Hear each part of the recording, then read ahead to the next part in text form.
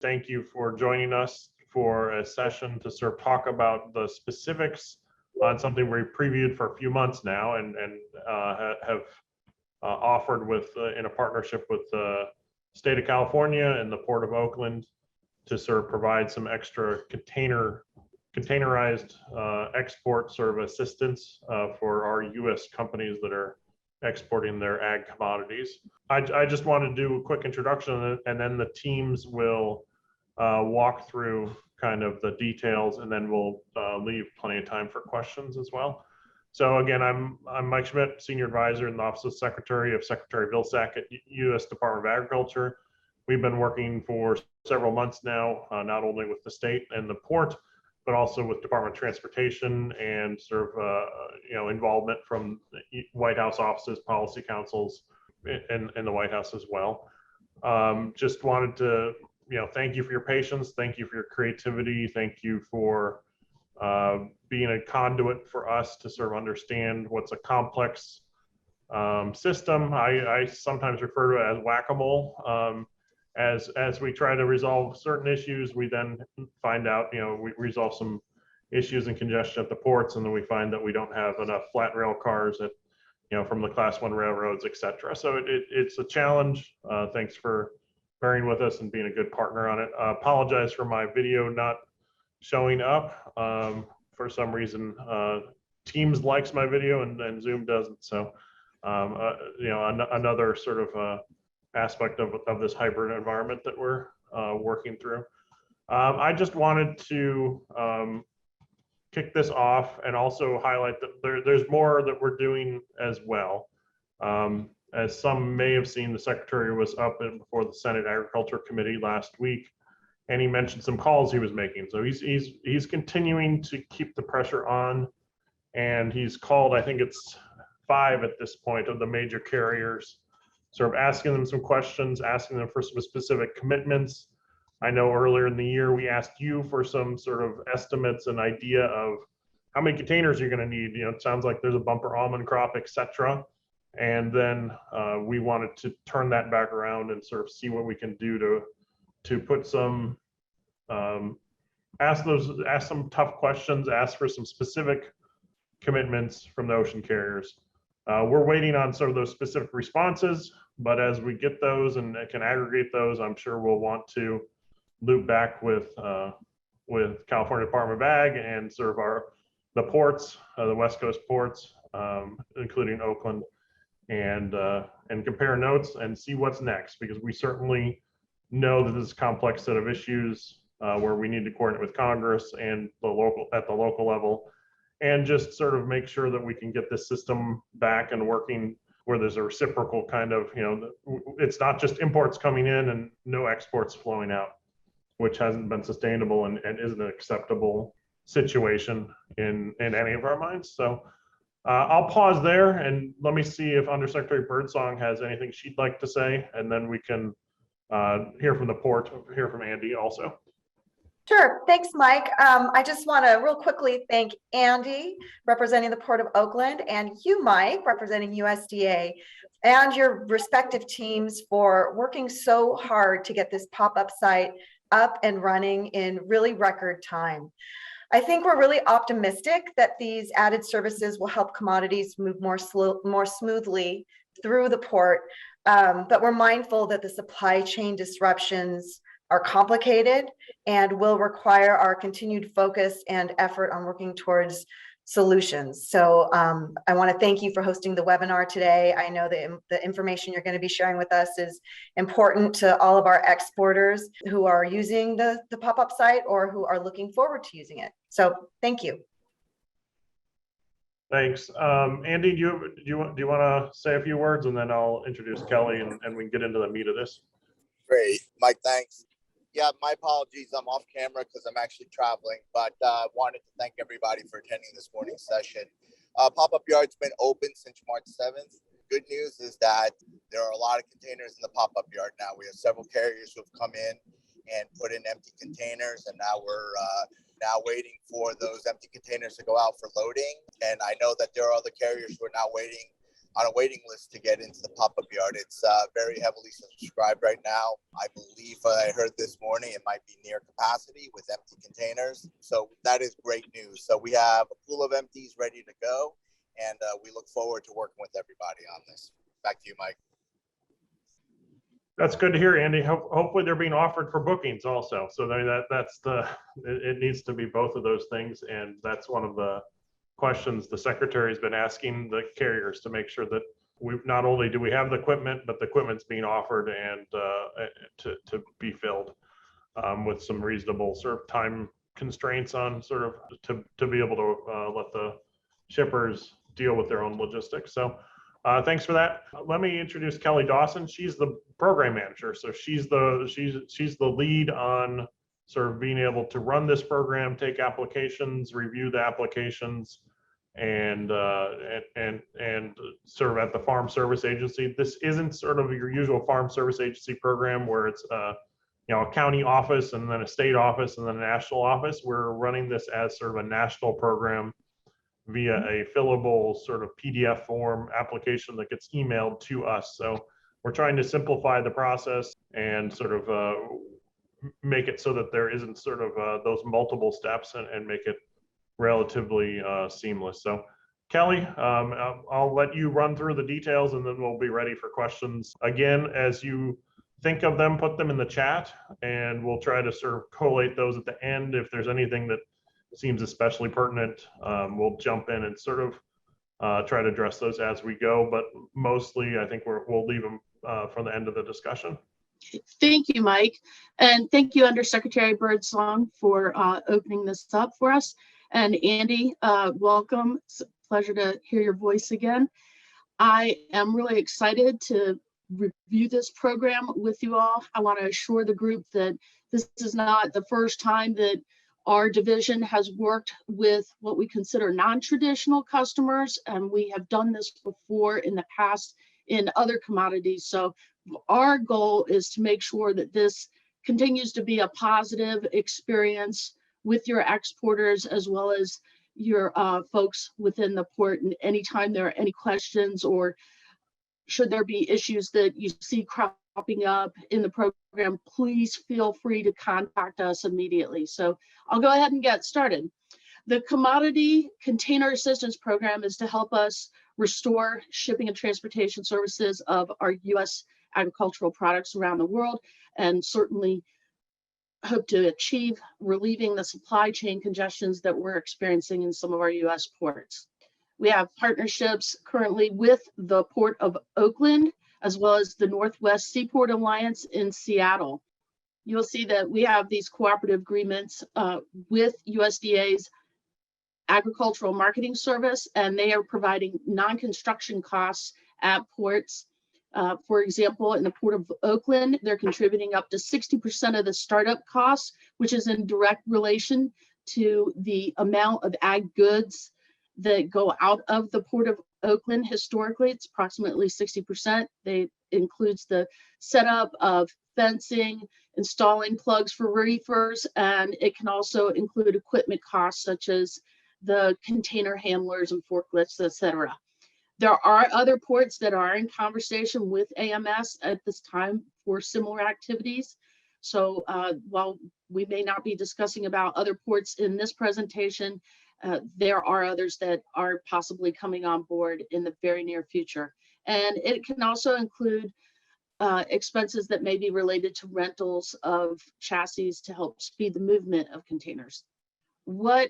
And I'll just refer to this from here on out as CCAP rather than spelling it all out. But what CCAP will do is it's going to be administered by our agency, the Farm Service Agency. Will make direct payments to agricultural commodity owners who pick up containers from the designated site at the Port of Oakland. And then we will also make payments on filled containers that are delivered back to that designated temporary storage site. The payments we will be making initially, both to the Port of Oakland as well as the Port of Seattle, is going to be $200 per filled container for dry containers, $400 for reefers, And in the Port of Oakland, for the pickup of empty containers, there will be $125 per container payment. And that's to deal with the additional logistical expenses associated with that pickup of the empty container. It will have to be filled with agricultural commodities. This is not a payment that will be made for the pickup of empty containers for any other type of items that may be shipped out. It must be US produced agricultural commodities. Our sign up period started May 31st. It will continue through January 31st of 2023.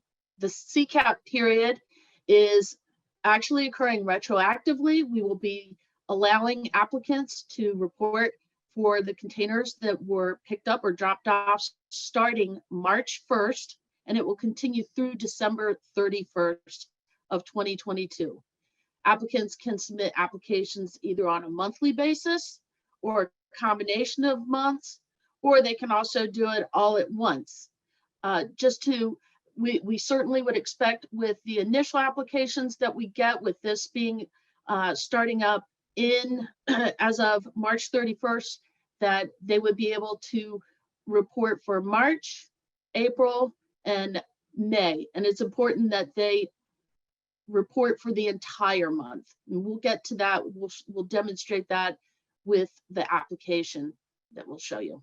While records don't need to be submitted with an application, they will be required should the agency request that they be submitted. And if they are, the applicant will receive that request in writing. We will also be coordinating with port authorities to verify that the applicant is an approved exporter. If they are not on the list, then we will be requesting additional documentation to be provided so that we can ensure that we are paying the correct entity for the CCAP payment. Also, applicants should not submit duplicate information. If they've already submitted an application for a month that has already been paid, they should not include that on any subsequent applications. We will be looking back just to verify if that has occurred. It doesn't mean that that initial application, that subsequent application is going to be denied. It's just that we will be making sure we reach back to them and advise them which month we will be looking at for payment. Any revised applications will require supporting documentation and must be submitted no later than the January 31, 2023 deadline. An example being, should someone submit an application for the 3 previous months, and upon looking at their bills of lading, they see that they may have been short by 2 or 3 containers and they want to revise that application, they would have to submit that documentation along with the revised application so that we would be able to review it and make the adjustment accordingly and a subsequent payment for those missed containers. So who's eligible for this program? First of all, it's the owner of U.S. agricultural commodities that are picked up and stored at designated temporary sites. By that, we mean a business entity, which can be a cooperative, a handler, company, or an exporter that is liable for and has ownership of the agricultural commodities. It can also be a designated agent, somebody that has written permission to apply for CCAP on behalf of the owner of the ag commodities. We want to make sure that folks understand that USDA will not split CCAP payments. If there's a designated agent who's representing one or more owner, it is the designated agent's responsibility to distribute those funds to the applicable owners based upon their bill of lading. And any dispute that there may be between the owner of the ag commodities and the designated agent is considered a civil matter, and USDA will not be responsible for resolving any disputes. To apply, applicants are to use Form FSA 862, that's the Commodity Container Assistance Program application. This application form can be found on our website at farmers.gov/CCAP CAP. The application form, once it's completed, is and needs to be signed, is to be scanned and emailed to the designated email address, which can be found in the lower left-hand corner of the form. It is also available on ourfarmers.gov/CCAP website. This is the area, parts A, B, and C of the application form that an applicant is required to complete.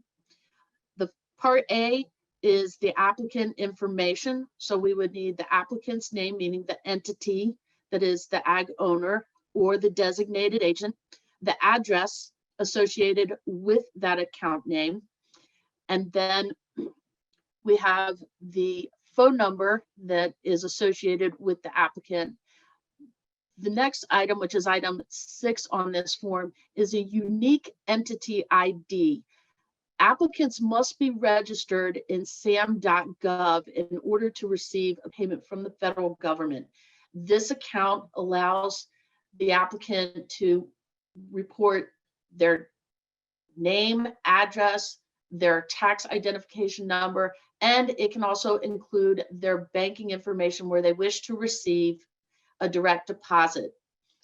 We will cover over this bit a little bit more. If you can, please go back to the previous slide so I can review the other parts. Then we have a contact name, recognizing that an entity has a live body that is representing that organization. If their address is different from the applicant's address, they should include it. And they should also include their contact number if it is different from the applicant's number. Item 10 is the email address that is to be associated with the submission of the application. This is the same email address that must be used for any subsequent applications that are submitted by the agricultural owner or the designated agent. In part B is where the applicant will, in item 11, designate from a drop-down box, or if they choose to write it in, they can, which port that they are designating where these containers are being picked up or delivered to. Currently, those items, the ports that are available to select from the drop-down are Oakland and Seattle. The next item indicates whether they're to indicate yes or no, whether they had empty containers or if they had filled containers or filled reefers. Want to point out again, if that is the Port of Seattle, there should not be any entries in there for empty containers. What I would anticipate to see in the first round of applications is a completion under the months of March, April, and May. Once again, that should be for full months. The subsequent months can be, once again, submitted on a monthly basis, or if the applicant chooses to group them, they can do that. They are not required to total up any of the columns. We will be handling that. They just need to enter in the column, enter in for each block a whole number of the containers that were either picked up for the Port of Oakland or that were delivered in either one of the ports. And the last item that must be completed is Part C, and this is the applicant's certification, which states that they're, to the best of their ability, honestly reporting the information is true and correct, that they understand if documentation is requested, that it will be supplied upon request. Once that application is signed and dated, they can scan it and email it to the designated email address. As I stated, it's in the lower left-hand corner. This happens to just be a screenshot that you can't see right now. But if you do go to our farmers.gov/CCAP website, you will see a link for the form, and it clearly shows the entire form. I'm going to turn this bit over to Peter Caffarelli from AMS. Peter? As Kelly noted, in item 6 of that application form on the previous slide, you need to provide a unique entity ID. This comes from registering at sam.gov, the federal system for awards. Registering for sam.gov is necessary to receive federal assistance and participate in the program. We encourage you to start your registration soon. The validation process can take up to 10 business days. In this slide deck, which we'll send after the webinar, we include a link to a checklist which walks through the steps in the process. The key is to follow the instructions as best you can and to hang in there. The homepage to sam.gov also has answers to frequently asked questions. In addition, the Federal Service Desk is available by phone and live chat if you get stuck or have additional questions. Thank you, Peter.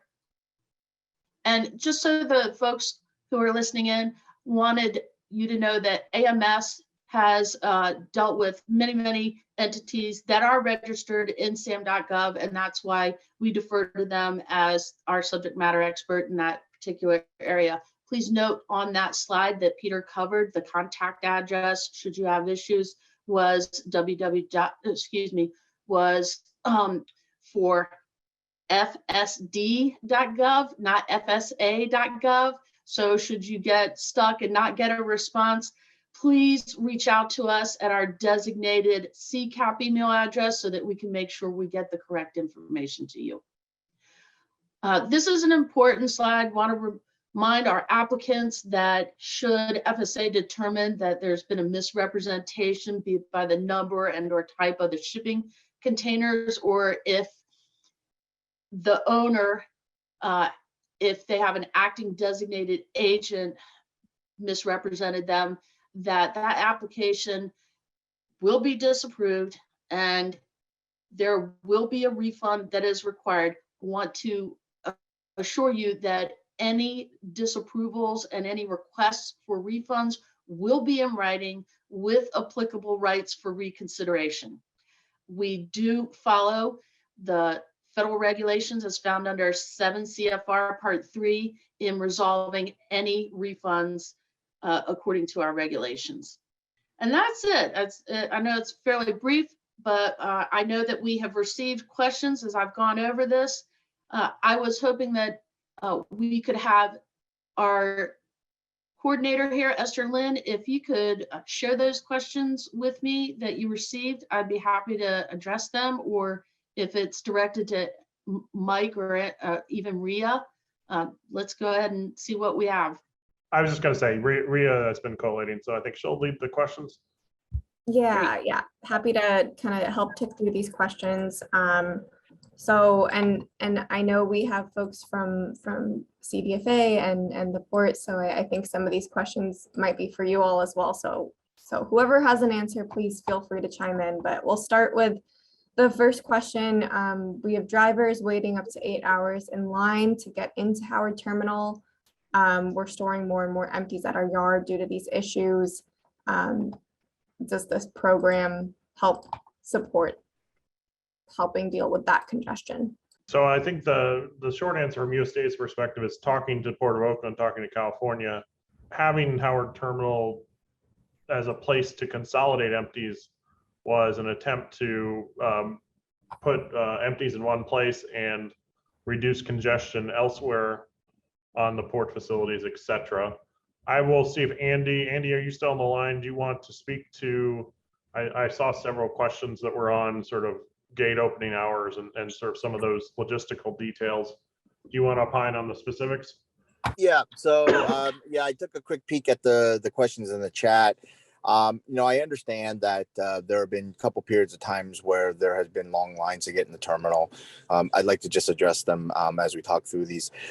Those situations arose because carriers were opening to bring in containers, and when they did, they came in literally by the hundreds over a short period of time. So we do understand that there were a couple of periods over the last 30 to 45 days where there were extended wait periods. Under normal circumstances, that should not be the case. One of the other questions in that I saw was about chassis. So this location does not provide chassis. The truckers will have to either come in with their chassis or a carrier, a chassis that the carrier is contracted out to use. Containers will get flipped. Empties will get flipped onto the chassis, and any laden containers that have been stacked will also get put onto chassis to go back into the terminals. I think those were I think the two main points within the chats that I saw and I remember. I wanted to make sure that everyone understood that by taking these containers, particularly the empty containers, off the street, it has freed up a lot of chassis within the market. I'm estimating that over the last 30 days, we have probably seen about 2,000 chassis get freed up into the market. So that goes to help everybody: importers, exporters, truckers, shippers. That the flow of the chassis in the market has been enhanced with this. Location wise, it is easiest if the pop-up yard is closest to the port, as close to the port as possible, as I should say, because it does reduce the amount of trucking that needs to come in and out. The staging is easier because you can probably just shuttle containers back and forth, depending if you're trying to export, if you've stored laden containers for export. And so really, I think we said this a few months ago at one of the previous webinars. We're looking to provide an option to the market. It's not going to be the panacea to fix the congestion. I think I saw one of those comments is it doesn't do anything. Well, it actually does, because it frees up chassis. It gives people options. When the terminals might have long lines, you can go in and pick up an empty here. Many of the terminals right now are at or close capacity, which means that they cannot take any more empties into their facilities. So, we're very happy that this program has gone through. We are working diligently with the ocean carriers to start dispatching boxes, empties out of this terminal. So we want to start getting a flow of containers in and out. We don't want this to be static. And with that, I will turn it back to you. Thanks, Andy. If a trucker or other sort of local constituents have specific questions, concerns, should they contact the port? Should they contact the terminal operator? I don't think it's much use for us to serve at USDA headquarters in Washington, D.C. sort of try to collate that. Is there, what's your suggestion on sort of some of those sort of items that aren't, that are specific to the operation and logistics of the site versus, ideas for, alternative ways that we could add to the flow and fluidity? So the most logical is to have is for everyone to contact Sue Coffey over at PTS, who's the operator of the pop-up yard. And I know Sue is the email address that would be best to direct inquiries into the chat. That would be awesome. And Sue and I talk multiple times a week, so we understand what is going on in there and how we can coordinate to kind of make the yard better. Good. Andy, you broke up a little bit, but essentially contact the terminal operator and we will provide that information. The other thing here is correct. That I'll just add to Andy's comments is this is a pilot program. We're frankly trying things, and also the situation, and I don't need to tell you this, it seems to be changing, right? Whether there's too many empties, you also heard not too many weeks or months ago when there wasn't any equipment available, there weren't enough boxes, and apparently we've now switched to too many empties again. Again, I think this is a reflection of sort of the lack of some resilience in the supply chain combined with sort of really high demand, especially for some of those imports, along with sort of some of the COVID shutdowns. I think what we're maybe seeing now is somewhat related to sort of some of the shutdowns in China, related to sort of some of those COVID related quarantines and things like that. So bear with us. If you have other ideas, I think we're open to hearing them. But to Andy's point, we don't expect this to be panacea. It's just a few thousand containers and a few $1 million. But we wanted to see if it works, and certainly are collecting data, working with the port, working with the terminal operator to have that data and to reassess this as we go forward, and also to know whether we should do more of it or less of it. As you saw, we added the option to pre-position filled containers at Oakland that hadn't been part of the original announcement.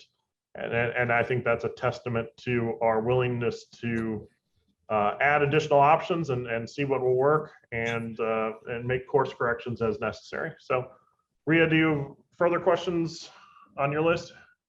Yeah, a couple others that I'll flag here, and I'll also add that, you know, if we can't get everything answered here, you know, please continue to put your questions in the chat, and either the port or USDA can make sure to get you an answer. Just wanted to flag this question. Oftentimes we show our trader as the exporter on documentation, although we, the almond packer, are the actual supplier and paying for the container/trucking expense.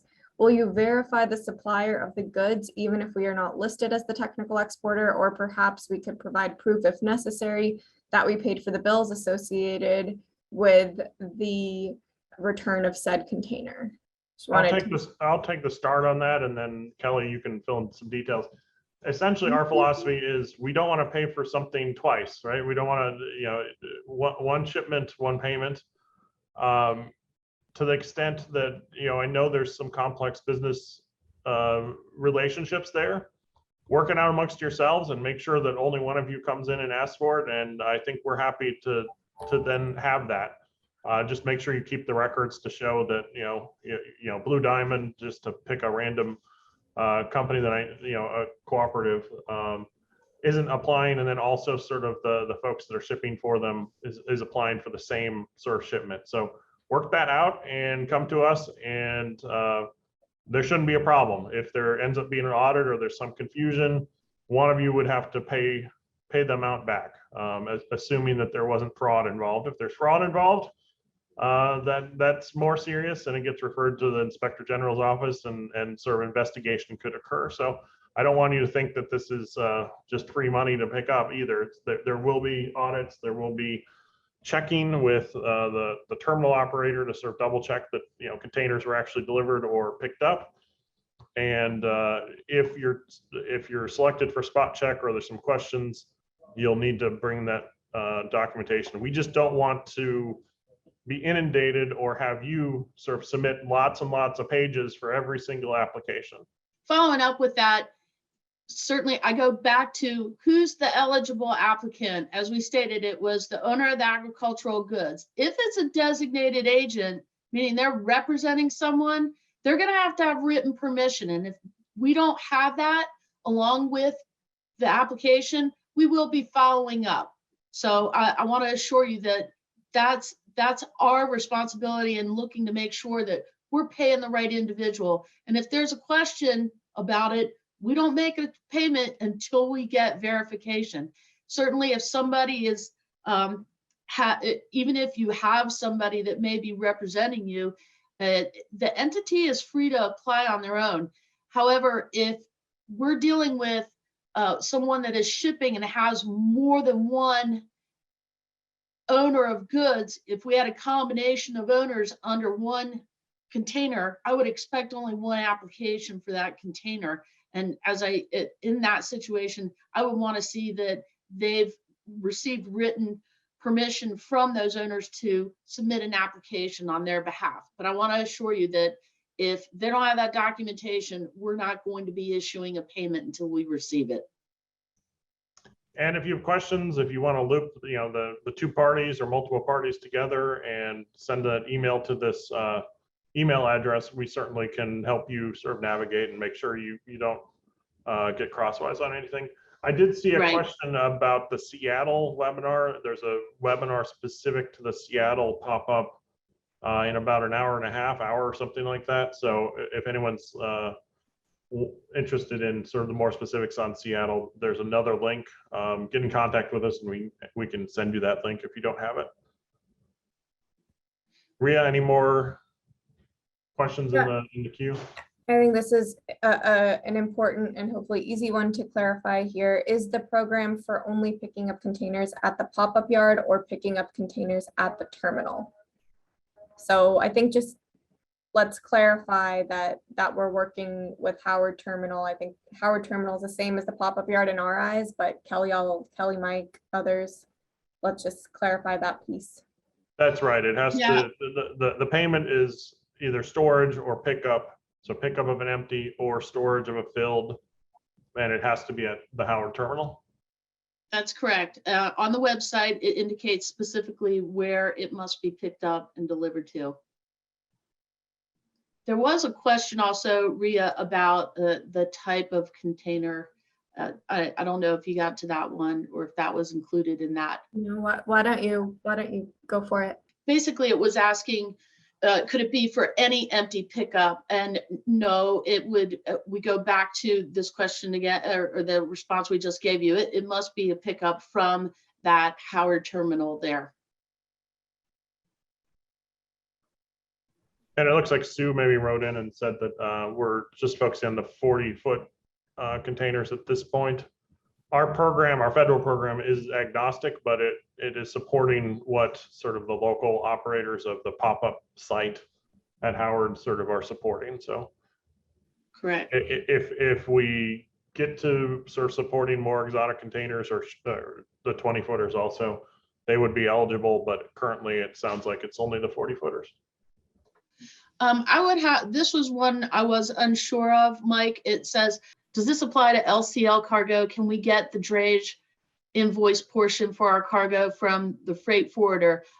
What does LCL mean? I need to know what that is. I can answer. That's less than container load. So this yard is just for picking up empties and storing loaded exports. So whatever is put into the container would be decided by the shipper or the forwarder. We're not going to get into that level of detail as to what is inside the container, as long as it's agriculture. Great. And there would Thank be, you. Kelly, is the list of sort of examples of eligible and ineligible commodities up on the website already? Yes, it is. So there's a list there where what we did is we looked at sort of what the most common exports were out of Seattle and Oakland over the last year. And we pulled out sort of those top categories and tried to sort of make it clear what was in and what was out. You'll notice there's some forest products and some other things that you may not think of as being specifically agricultural commodities, but they do meet the definition under the Commodity Credit Corporation. So under USDA's definition, we're a bit broader. It's more than just food. It's also fiber and the forest products. Ria, do you have any others in the queue? Otherwise, Esther, I don't know if we have the ability for folks to raise their hand to sort of jump in with any additional ones. Jolene? Hi, we are a dried fruit exporter, and we have not used the Howard terminal. I've contacted some of our carriers that were not using it yet. Like we're using MSC, Hapag, One, etc. And from what I just heard, it's only for 40-foot containers. So my question is, sometimes we have export containers that are loaded on our trucker's chassis and the vessel gets delayed. So is this an opportunity that the trucker could take it up to the Howard terminal, store it there on his chassis, and then when the vessel opens a week later, he would then have to pick it up and deliver it to the Port of Oakland? Can you confirm that the process? This is Sue Coffey from Pacific Terminal Services for Howard Terminal. I can help with that. I think Andrew touched on from the Port of Oakland that we're reaching capacity, so we're working with the ocean carriers. And right now we have CMA, Hapag-Lloyd, MSC only started putting in equipment last week, and they really crippled our gate. We're recovering from that. We have ONE, we have Wanhai, and Evergreen will be using us as well. So we've had to limit the 20s due to yard, congestion, the layout, as well as special equipment, but that will change. Wanhai, I know, is starting to dispatch for export loads. And I know, believe me, I'm tracking the concern about congestion and truckers pushing back on even coming in to pick up empties. But I know that today we opened, we're in good shape, and I think we're moving in the right direction, and we're working with the carriers to look at their allocation. Some of them have really put, in my mind, too many empties in our yard. They're not dispatching them quickly. we're looking to turn those boxes. And I have put my email address in the chat box. So if you'd like to reach out and set up a separate call, I'm more than willing and happy to help. So again, the process, is the trucker able to take the export container and drop it off there for storage for a week? Yes, we can arrange to do that, but it's grounded only, right? We want to free up chassis, for the market. So we're only set up to do grounded loads. And at that point, the ocean carrier has given you the equipment. You're now waiting for that ever-changing ERD when the vessel's going to load out. You would set up an agreement with us and we would charge you a daily rate, which is far more reasonable than what the marine terminals, if they would even let you in the gate. And then there's a gate in and then a charge to mount the container back on the chassis. And someone did ask the question about trucking it to the marine terminal. Again, that's something that the exporter would manage because you'll be tracking exactly when that window for receiving at TraPac or OICT opens. So just to clarify, our trucker would take the 40-foot container on his chassis to Howard Terminal. Howard Terminal would flip it from the trucker's chassis, put it on the ground. Mm-hmm. And then when the first, a week later when it opens, then the trucker has to come in again with his chassis. We have to bring a trucker in. Correct. And they get the container put back on the chassis and taken to Oakland. Correct. And what is is there a cost to flip the container? And can you advise what the storage cost is per day? The cost per day is $8 per TEU, so $16 a day for a 40. The gate in fee is $25, gate out $25, and then the mount and dismount is $35. So $35 to dismount, and then $35 to put it back on the chassis when you're ready to go out the gate. And dismount, okay. Correct. And there's you would be eligible for the $200 reimbursement from USDA also. That's right, Mike. And I've heard that you said there's some congestion. So just how long do you anticipate a trucker would have to wait in line to go back to drop off the container? How long Again, would we, as I mentioned at the start, we were inundated on it. It was not expected. It was not forecasted. So we really struggled the past really couple of weeks. We have all 4 pieces of equipment working this morning. We're monitoring the situation and we're going to have to put kind of a cap on exactly how many, it's a small yard. It's not all, we're not a marine terminal, right? We don't have 9 inbound lanes, 9 outbound lanes. So we're assessing what our actual yard and gate capacity is this week. And then we'll be going back out to the ocean carriers and most likely putting them on an allocation just to, again, control the volume so that it's a good experience for the truckers and the exporters to support the USDA program. Right. Yes, because take example MSC, when their vessel changes, all of a sudden it's open for receiving and they give us 2 days. So for a trucker to come back to Howard Terminal and say, okay, it opened up tomorrow, can I come in and pick it up? Do they have to make an appointment to come in? Or is it first come, first serve? It's first come, first serve. We do not have an appointment system set up. Again, this is a pop-up yard, so we don't have the infrastructure in place. And I believe TraPac, you have to have appointments. OICT is Yes.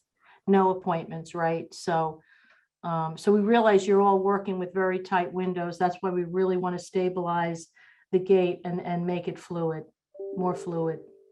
And how long do you anticipate that it would take a trucker to come in there and have the I mean, once they're in the gate, they should be in and out within 45 minutes. But again, I'm acknowledging the gate congestions we've been dealing with, again, because an ocean carrier just slammed us with well beyond our gate could handle. And of course, we have other carriers using our facilities, so we were swamped. We're recovering from that. So the trucker, it could take hours for him to even get inside the gate to pick up the container again. Last week, yes. Yesterday, yes. Day after Memorial Day. But as I mentioned, I think we're moving in the right direction. We're sending senior leadership up there with extensive operations experience to reassess the yard layout and to look at, the gate complex.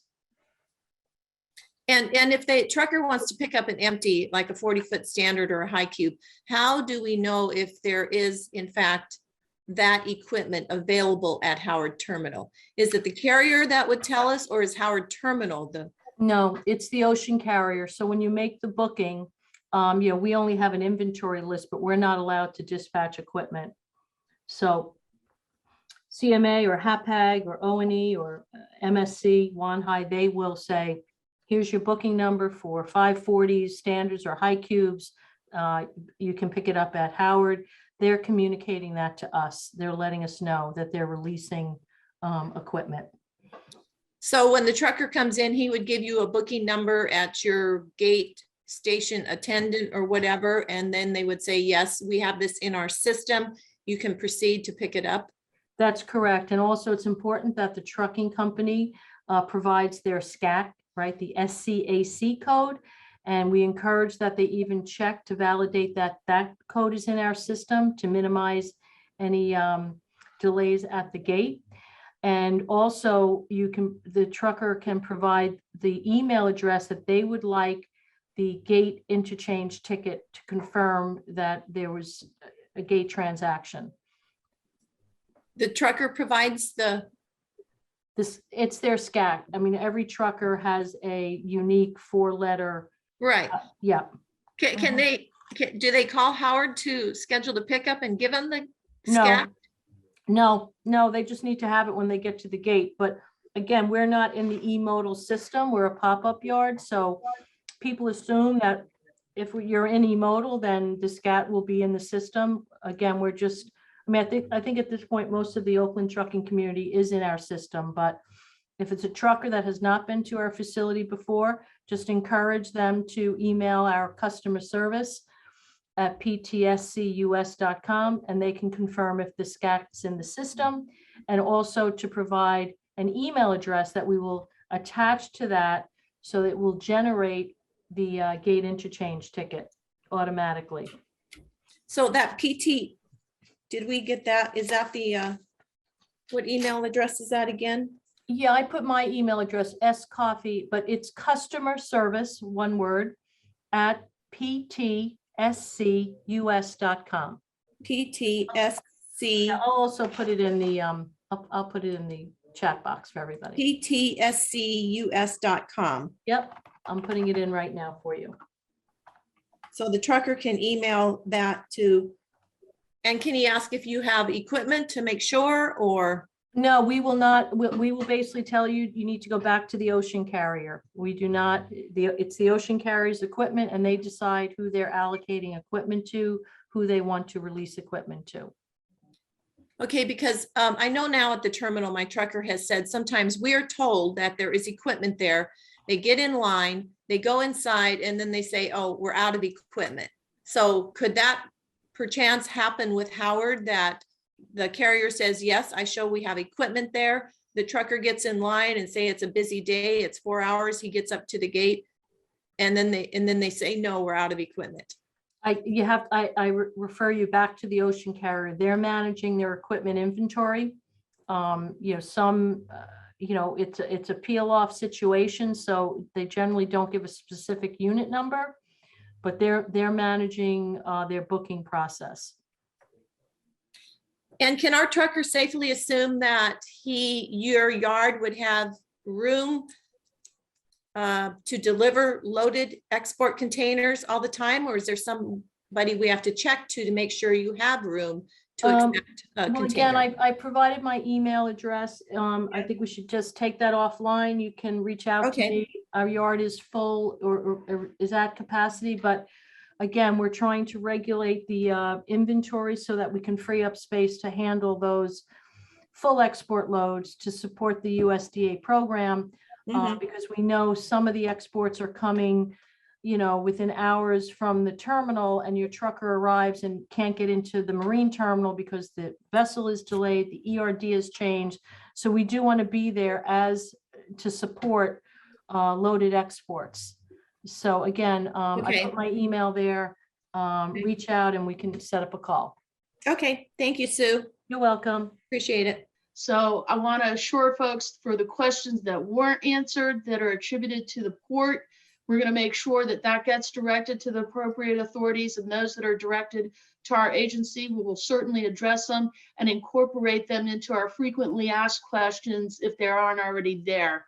So, but also note that the notice of funds availability does have a comment address. If there are concerns that you have with the program, or if you see something else, you can address those. It becomes part of our record and we must respond to those. So I strongly encourage you to look at that site and get that information, put down your concerns so that we can address them appropriately.